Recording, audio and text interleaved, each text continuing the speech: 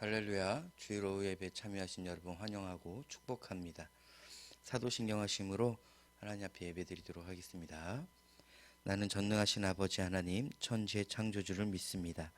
나는 그의 유일하신 아들 우리 주 예수 그리스도를 믿습니다.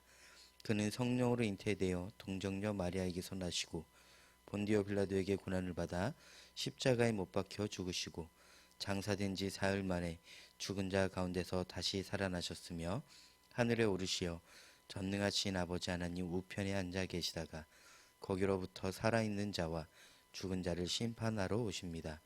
나는 성령을 믿으며 거룩한 공교회와 성도의 교제와 죄를 용서받는 것과 몸의 부활과 영생을 믿습니다.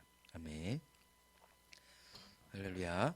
오늘 함께 나누실 하나님의 말씀은 갈라디아서 6장 17절과 18절 말씀입니다.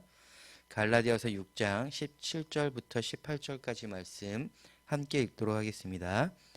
이후로는 누구든지 나를 괴롭게 하지 말라. 내가 내 몸에 예수의 흔적을 지니고 있노라.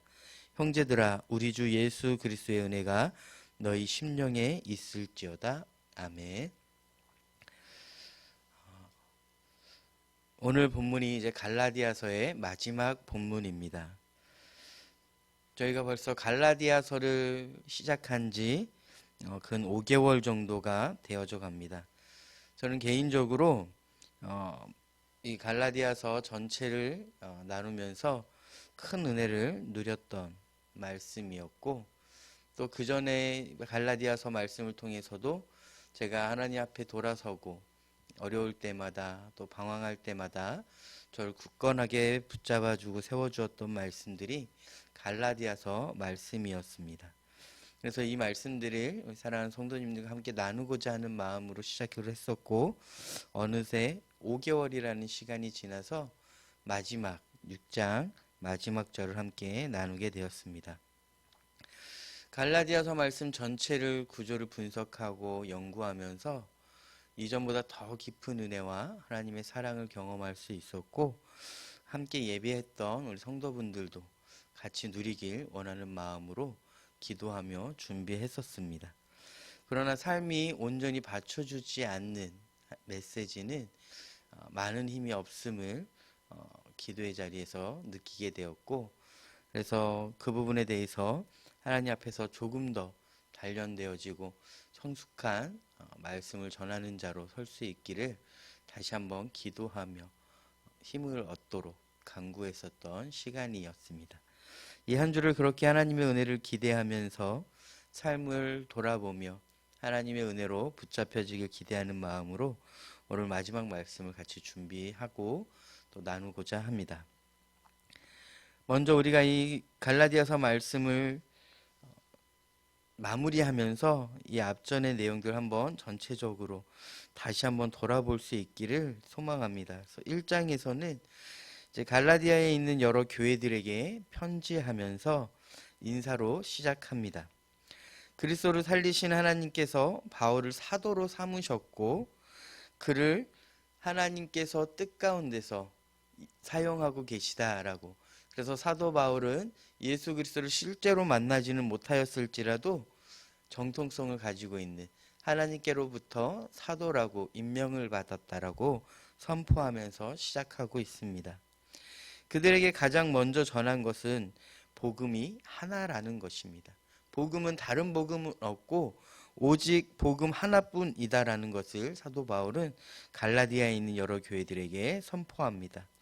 다른 것으로 성도들을 현혹하고 만족시키려 하는 자들이 있었고, 그들이 오직 복음이 아닌 다른 것들로 성도들을 꿰는 것을 보고 사도 바울이 복음은 오직 하나다. 예수 그리스도의 십자가 복음 외에 다른 것 어떠한 것으로도 우리의 죄를 해결할 수 없다. 우리를 구원할 수 없다라고 선포합니다. 우리의 죄를 해결하실 분은 오직 예수님 한 분이기에 다른 복음은 없다라고 선포한 것입니다. 우리는 그것을 믿고 있는 그리스도인입니다. 그러므로 우리는 세상의 어떠한 가치나 신념이 아니라 오직 그리스도의 십자가 복음이 우리에게 유일한 가치이며 우리가 유일하게 소망으로 품어야 할 하나님의 능력임을 기억하길 바랍니다. 그 이후 이방의 복음을 전하는 바울에게 하나님이 그 권위를 세우시는 장면이 나옵니다. 복음의 능력을 통해 하나님이 바울을 세우셨고 그를 통해 일하심으로 그 권위를 세워주셨습니다. 오늘 우리 그리스도인들은 세상에 나갈 때 하나님이 주시는 능력과 권위로 세워질 수 있는 주의 일꾼이 되어야 할 것입니다. 우리 그리스도인은 복음 안에 있을 때 창조주 되시는 하나님의 주권으로 권위가 세워지는 존재입니다. 내가 가진 그 무엇이나 사회적 위치나 권위가 아니라 오직 복음으로만 하나님의 권위가 세워짐을 우리는 기억해야 합니다. 2장에서는 14년이라는 시간 동안 사역을 한 이후에 다시 예루살렘에 올라가서 사도들을 만나는 장면이 나옵니다. 바울은 사도로서의 정당성을 의심받아 오면서도 자기의 방식대로 사도들을 찾아가서 설득하고 공포하는 것이 아니라 하나님이 일하시는 대로 하나님이 지금 맡겨주신 일에 집중하면서 하나님의 방식과 하나님의 때에 하나님이 일하실 것이다라고 믿음으로 사역을 감당해왔고 14년이 지난 이후에 하나님께서 그 권위를 바로 세워주셨습니다.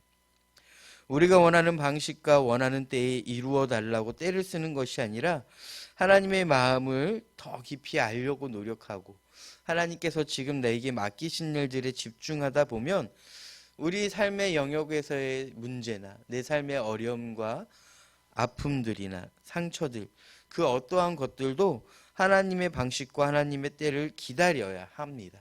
그때 하나님께서 우리가 생각하는 결말이 아니라 하나님이 예정하시고 결정하신 그 결말들로 우리 삶에 나타날 것입니다. 우리의 뛰어남보다 하나님의 어리석음이 더 지혜로움을 기억하면서 끝까지 인내하며 있어야 될 자리에 머물러서 하나님의 사람으로서 그 결실을 맺는 우리 사랑하는 남서울교회의 공동체가 되기를 소망합니다. 사도들을 만난 이후 베드로가 안디옥에 왔을 때에 그가 이방인들과 식사 자리를 갖는 중에 유대인들이 왔을 때 그 자리를 벗어난 것으로 인하여 공동체가 시험에 들고 연약하여진 사건이 있었습니다. 그때 사도 바울은 베드로에게 책망하고 나무랍니다. 실제적인 사회적으로 또 교회 안에서의 위치나 정당성을 보면 감히 바울이 베드로에게 그럴 수 없는 위치였으나 하나님이 세우신 사도로서 하나님께서 동역자로 세워주신 공동체의 리더들로서 하나님이 주신 권위로 베드로에게 책망하고 나무라는 장면을 볼 수 있습니다. 그 리더의 한 번의 실수로 인해 그 연약한 모습으로 인해 교회 안에 연약함이 번져나고 어려움이 발생하게 되었기 때문에 사도 바울은 공개적으로 베드로를 책망할 수밖에 없었고 그것을 베드로는 온전히 하나님의 말씀으로 받아들이고 바울과 다시 한번 사역에 대해서 있어야 할 곳에서 서로의 일을 감당하고자 약속하는 장면이 나옵니다. 3장에서는 하나님의 의롭다함을 얻기 위한 방법으로 율법은 더 이상 능력이 없음을 얘기하고 있습니다. 하나님께서 의롭다라고 하는 것은 율법을 지켜 얻을 수 있는 것이 아니라 오직 믿음으로 얻을 수 있는 것이다라고 사도 바울은 말하고 있습니다. 아브라함의 의로움, 아브라함을 향해 하나님이 의롭다라고 칭하신 것, 그것을 기억하면서 그의 자녀들에게도 동일하게 믿음을 통해 의롭게 하신다라는 약속의 말씀을 사도 바울은 들고 말합니다.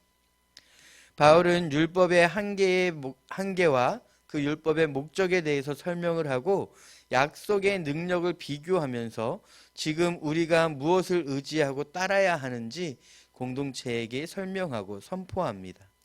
말씀을 통해 복음이 아니면 안 되는 죄인임을 깨닫게 되고 그리스도의 십자가 복음을 의지하라고 말하고 있습니다. 과거의 방식이나 예수님이 오기 이전에 예수님을 만나기 이전의 방식으로는 결코 우리 안에 있는 문제를 해결할 수 없다라는 것입니다. 우리가 이 땅에서 아무리 좋은 가치와 현명한 지혜라고 하더라도 예수 그리스도의 복음 외에 우리의 죄를 감당할 수 있는 방법이 없다는 것을 우리는 기억해야 합니다. 왜냐하면 우리는 그리스도의 사람이기 때문이죠. 세상에 속한 사람처럼 살지 말고 그리스도에게 속한 사람답게 말씀을 통해 깨닫고 돌이켜 살아야 하며 믿음을 견고히 해야 합니다. 믿음 위에 서기를 날마다 하나님의 은혜를 간구하며 기도해야 하는 것이 우리 그리스도인의 숙명이며 삶이라는 것을 기억하기 바랍니다. 4장에서 바울은 성도들을 향한 사랑으로 하나님을 알지 못하여 세상의 종노릇하는 삶을 그만 돌이키라고, 그리하여 종의 모습이 아닌 자유인으로서 온전히 살아가라고 말하고 있습니다. 예수께서 우리를 자유인으로 삼기 위하여 그리스도께서 십자가에 달려 죽으심으로 묶인 곳에서 자유케 하셨기 때문에 더 이상 과거와 같이 복음이 우리 안에 들어왔음에도 불구하고 우리의 삶이 과거와 같이 세상에 묶여서 내 육체의 욕심에 묶여서 살아가는 것을 멈추고 그리스도의 복음, 그 십자가 복음을 붙잡고 자유를 얻기를 원하시는 그 아버지의 마음을 우리가 바라봐야 할 것이며, 그 육체의 욕망과 세상의 권세에 묶여서 종노릇하던 삶을 복음으로 끊어내고 십자가에 못 박고 더 이상 세상에 반응하는 것이 아니라 하나님의 말씀에만 반응하고 소망을 두기를 소망합니다. 5장은 주님의 십자가 복음으로 인하여 자유인이 되었기에 그 자유를 지켜내라고 말하고 있습니다. 작은 누룩이 온 지체에 번져나가는 것처럼, 그래서 온 지체가 썩어져 가는 것처럼 우리가 죄를 가볍게 여기고 허용하고 받아들이고 회개치 않고 돌이키지 않는 그 범죄 하나가, 그 세상의 욕심 하나가, 육체의 정욕 하나가 우리의 삶을 전부 다 망치고 묶어놓을 수 있다는 것을 기억해야 합니다. 내가 너무나도 가볍게 여겼던, 모든 사람이 그렇게 하니까, 남들도 그러니까 라고 하며 받아들였던, 그냥 묵혀두고 있었던 교만함과 욕심과 시기와 분냄과 다툼과 등등 육체로부터 일어나는 썩어져 갈 것들을 그냥 내버려 둔다면 결국은 우리는 세상에 묶여서 성도다운 삶을 살아가지 못하게 될 것입니다. 그러면서 성도들에게 그 욕망과 싸울 때에 무엇을 붙잡고 싸울지, 내 안에 있는 욕망과 세상의 가치와 대적하며 싸우라고 말하는 것이 아니라 하나님의 성령의 말씀에 따라, 성령을 따라 행하라 라고 말하면서 싸움의 방식을 악한 것과 싸우는 것이 아니라 선한 것을 얻기 위해 싸우라고 사도 바울은 말하고 있습니다. 욕망이 아닌 성령을 따라 살도록 하라고 말하고 있습니다. 성령을 따라 살기 위해 싸우는 자는 육체의 욕망을 이길 수 있습니다. 은혜가 들어오는 만큼 육체의 욕정과 세상의 방식과 이전의 내 삶은 더 이상 힘을 쓸 수 없기 때문입니다. 싸움의 방향을 바꾸어야 한다고 사도 바울은 말하고 있습니다. 악한 생각을 멈추고 묶여있는 것을 벗어나고자 그것과 싸우는 것이 아니라, 내가 직접 사단과 싸우는 것이 아니라 내가 은혜 앞에서 하나님을 붙잡고 그의 은혜와 하나님의 일하심이 내 안에 머물도록, 내 안에 가득 차도록 싸우는 삶을 살아야 한다는 것입니다. 악한 생각과 나쁜 습관들, 세상에 얽매여 있던 것들과 내가 직접 싸우는 것이 아니라 전쟁은 하나님께 속한 것이기에 하나님이 내 안에 들어오시면 자연적으로 이길 수밖에 없는 그 싸움의 루틴을 우리가 알아야 할 것입니다. 사도 바울은 그것을 말해주고 있습니다. 사람은 은혜 아래 있을 때, 예수님께 속할 때에 육체의 정욕과 함께 십자가에 못 박을 수 있고, 그러므로 우리는 육체의 정욕을 십자가에 못 박아 이겨서 더 이상 세상에 속한 사람이 아닌 육체의 정욕을 따라 살아가는 죽은 자와 같은 삶이 아니라 성령 안에서 새 생명을 얻어 은혜 가운데 살아갈 수 있게 되어지는 것입니다. 마지막으로 6장에서 사도 바울은 서로 도우며 살아야 한다라고 말합니다. 우리가 은혜를 내 안에 가득 채우고 하나님의 복음으로 악한 것들을 밀어내고 이기기 위해서는 혼자서는 능히 다 감당할 수 없다라고 말하는 것이죠. 하나님 우리를 개인적으로 부르셨고 그런 우리를 모아서 가정으로 또 우리를 교회 공동체로 이렇게 묶어 놓으시고 한데 모아서 은혜 가운데 머물도록 하신 데에는 그만한 이유가 있는 것입니다.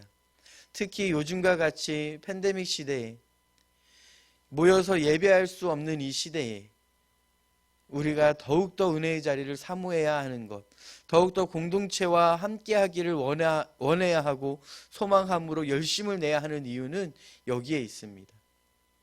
우리는 스스로 완전히 건강하게 설 수 없습니다.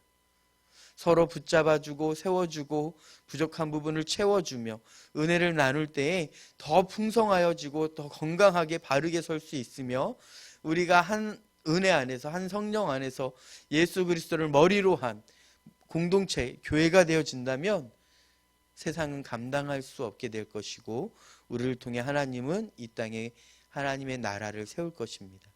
하나님의 주권과 통치 아래 있도록 하실 것입니다. 그날을 꿈꾸며 우리가 서로 도우며 살아야 한다라고 사도 바울은 이야기하고 있습니다. 은혜의 자리를 지키는 것, 은혜를 얻기 위해 싸우는 것은 혼자서 온전히 설 수 없기에 우리는 함께 회복하고 함께 일어서야 합니다. 그렇게 하라고 공동체로 부르셨고 그렇게 하라고 우리를 서로 만나게 하셨음을 기대하며 감사함으로 서로의 연약함을 채워주고 품어주고 서로 기도하며 그렇게 일어설 수 있는 공동체가 되기를 바랍니다. 서로를 속이지 말아야 할 것입니다. 우리가 서로를 섬김에 있어서 서로를 속이는 것, 나 자신을 속이는 것은 결국 하나님을 속이는 것이다라고 말하면서 그것을 멈추라고 말하고 있습니다. 하나님을 속이지 않는 저와 여러분이 되기를 소망합니다. 그 길을 갈 때 낙심하지 말고 포기하지 말라고 조언하고 우리를 위로합니다. 우리가 서로의 연약함을 붙잡고 기도하고 서로의 연약함을 채워주고 덮어주고 용납하며 용서하고 사랑으로 더 이상 악한 길로 가지 못하도록 서로 붙잡아주는 그 서로 같이 함께 복음 안에 서는 것, 그렇게 복음 안에서 살아가는 것, 하나님의 나라를 세워가는 것은 단시간에 간단하게 이루어지지 않습니다. 오랜 시간이 필요하고 오랜 싸움이 필요하며 전투와 같이 전쟁과 같이 목숨을 걸고 함께 싸워야 하는 좁고 험한 길입니다. 그렇기에 그 길을 갈 때에 사도 바울은 우리에게 낙심하지 말고 포기하지 말라고 끝까지 인내하여 미래에 있을 면류관을 기억하며 그리스도와 함께할 그 기쁨과 사랑을 기대하며 끝까지 참아내라고 말하고 있습니다. 우리는 앞에 있을 그 기쁨과 승리를 바라봄으로 지금의 어려움을 싸워 이겨내야 합니다. 피해가는 것이 아닙니다. 우리 삶에 장애물이 등장했을 때 주님은 돌아가라고 피해가라고 말씀하지 않고 내 손 잡아라 나와 같이 넘자라고 말씀하십니다. 우리 공동체 안에 연약함과 다툼과 시기와 분냄과 나뉘어짐이 있다면 우리는 그것을 들고 서로 지적하며 책망하고 정죄할 것이 아니라 서로의 연약함을 품어주고 용납하고 사랑으로 더 이상 그 악한 것들에 매여 있지 않도록 서로 싸워주어야 합니다. 그 길은 결코 쉽지 않고 편하지 않습니다. 그러나 우리가 소망할 수 있는 것, 기대할 수 있는 것은 우리가 함께 손잡고 싸워 나갈 때, 말씀과 기도의 자리에서 함께 이겨낼 때 주님이 우리와 함께 계시며 그 안에서 살아있음을, 또 주께서 우리와 함께 하심을, 그 놀랍고도 감당할 수 없는 큰 사랑과 은혜를 경험하게 될 것입니다. 그러므로 처음에는 버티는 싸움이겠으나 이후에는 사랑으로 말미암아 사랑으로 달려가는 열정 있는 삶으로 하나님께서 인도하실 것이라고 믿습니다. 저와 우리 공동체 안에 그러한 일들이 일어나고 서로 목도함으로 더 크게 기뻐하며 하나님을 찬양할 수 있는 저와 여러분이 되기를 간절히 소망합니다. 마지막으로 오늘 마지막 인사의 본문을 다시 한번 보도록 하겠습니다. 이후로는 누구든지 나를 괴롭게 하지 말라. 내가 내 몸을 예수의 내 몸에 예수의 흔적을 지니고 있노라. 형제들아, 우리 주 예수 그리스도의 은혜가 너희 심령에 있을지어다. 아멘. 이렇게 마무리하고 있습니다. 이후로는 나를 괴롭게 하지 말라. 내 몸에는 예수의 흔적이 있다. 이 말은 즉 다시 말해서 내 안에 예수 그리스도의 흔적이 있고 내 안에 예수 그리스도를 붙잡기 위한 싸움의 자국들이 있어서 더 이상 육체의 정욕이나 세상의 어떠한 것들이 또 공동체 안에서 율법을 따라 행하라고 하는 이 공격과 복음에서 떠나도록 하려고 하는 것들, 복음과 반대되는 것들을 나에게 주는 자들을 향해서 더 이상 그것들을 나에게 말하지 마라. 나에게 요구하지 마라. 그것들이 내 안에 들어오도록 나에게 악한 통로가 되어주지 말라고 간곡히 요구합니다. 그것이 본인에게 얼마나 큰 괴로움인지, 내 안에 있는 예수 그리스도의 흔적으로 인해 세상의 것들이 내 안에 들어올 때 나는 괴롭다라는 것입니다. 우리는 지금 어떠합니까?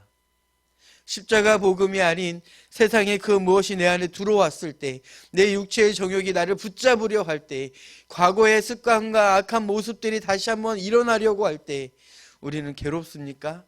아니면 아무렇지 않습니까? 여전히 과거의 기쁨을 소망하고 갈급하고 있습니까? 여전히 세상의 가치와 세상의 지위와 세상에서의 편안한 삶이 여전히 나를 기다리고 있고 내가 그것을 갈구하고 있는지 돌아보아야 할 것입니다. 예수의 흔적이 남아있는 자는 세상의 것들과 내 육체의 정욕이 나를 붙잡으려 할 때마다 괴로워야 합니다. 괴로움으로 인해 더 이상 그것들과 함께 할 수 없어야 하는 것입니다. 여전히 견고하게 자리 잡고 있는 이 악한 것들을 은혜의 자리에 머물러 은혜를 얻기 위한 싸움을 할 때에 그것들은 물러날 것이고, 그렇게 내 안에 예수의 흔적들이 남을 때마다 악한 것들이 내 안에 들어올 때에 우리는 괴로워서 주의 은혜를 다시 한번 갈급하고 주의 말씀 앞에 기도의 자리에서 싸워 다시 한번 승리하게 될 것입니다. 그러므로 우리는 이 그리스도인의 삶을 우리가 다시 한번 받아들이고 싸워 이겨내서 사도 바울의 고백과 같이 나를 괴롭게 하지 말라. 내 삶에도, 우리 가정의 삶에서도, 공동체 안에서도 서로에게 괴롭게 하는 일이 없기를 간절히 소망합니다. 우리 주 예수 그리스도의 은혜가 우리의 심령 가운데 있도록, 은혜가 우리의 심령에 깊이 자리 잡아서 내 모든 중심과 내 삶의 모든 주권이 그리스도 예수 안에 있기를 간절히 소망하고 기대합니다. 우리의 삶이 그렇게 주님의 은혜로만 가득 채워지고 우리의 유일한 가치가 그리스도의 은혜에 있고 내 삶의 방향이 오직 그리스도의 은혜를 얻기 위한 싸움에 집중되어지는 온전한 그리스도인이 되기를 간절히 소망합니다. 그 은혜가 날마다 우리를 새롭게 할 것이고 우리의 영혼 가운데 부어져서 우리를 온전히 세워 하나님의 일을 감당할 수 있게 하시기를, 그 역사들이 저와 우리 사랑하는 공동체 안에 넘쳐나기를 간절히 소망하고 기도합니다. 같이 기도하겠습니다. 사랑과 은혜가 많으신 하나님 아버지 감사합니다. 우리 안에 예수 그리스도의 흔적이 남아있길 원합니다. 우리 안에 세상의 정욕과 육체의 기쁨과 유혹들이 들어올 때마다 내 안에 있는 그리스도의 흔적으로 말미암아 아파하며 거부할 수 있도록 날마다 새 은혜를 더하여 주시옵소서. 하나님과 반대되어지는 세상의 기쁨과 육체의 정욕과 즐거움들이 남을 향한 분노와 시기와 질투와 분쟁과 악한 말들이 더 이상 내 안에 자리 잡지 못하도록, 은혜가 내 안에 가득하도록, 싸움의 방식을 더 이상 내가 사단과 대면하여 싸우는 것이 아니라 내가 그리스도의 은혜를 얻기 위하여 그리스도 안에서 그리스도와 대면하여 싸우는 자가 되게 하여 주시옵소서. 그렇게 은혜를 얻기 위해 싸우며 전쟁하여 그 은혜가 내 안에 가득 차고 우리 공동체 안에 가득 차여 우리 안에서 복음의 능력들이 일어나 내 안에 있는 악한 것들을 이겨내며 우리 공동체 안에 있는 악한 것들이 물러나는 역사들이 있기를 그 역사들을 우리가 목도하기를, 함께 누리며 주 안에서 같이 일어설 수 있기를 간절히 소망합니다. 하나님, 우리 안에 역사하여 주시고 한 마음을 품고 한 역사 안에서, 한 성령 안에서 그 일을 함께 누리며 승리하는 공동체 되게 하여 주시옵소서. 그래야 온전히 하나님의 나라를 이 땅에 세우는 데 사용되어지는 하나님의 자녀, 하나님의 교회가 되기를 간절히 소망합니다. 오늘도 우리와 함께 하여 주시고 앞으로도 영원히 우리와 함께 하시는 그 주님을 바라봄으로 날마다 날마다 은혜 자리를 소망하여 은혜 자리를 사수하는 저희 되게 하여 주시옵소서. 여전히 우리와 함께 계시며 우리와 동행하시며 우리를 보호하시는 살아계신 우리 주 예수 그리스도의 이름으로 간절히 기도합니다. 아멘. 주기도문 하심으로 오늘 예배를 마치도록 하겠습니다. 하늘에 계신 우리 아버지, 아버지의 이름을 거룩하게 하시며 아버지의 나라가 오게 하시며 아버지의 뜻이 하늘에서와 같이 땅에서도 이루어지게 하소서. 오늘 우리에게 일용할 양식을 주시고 우리가 우리에게 잘못한 사람을 용서하여 준 것 같이 우리 죄를 용서하여 주시고 우리를 시험에 빠지지 않게 하시고 악에서 구하소서. 나라와 권능과 영광이 영원히 아버지의 것입니다. 아멘. 주일 오후 예배 마치도록 하겠습니다.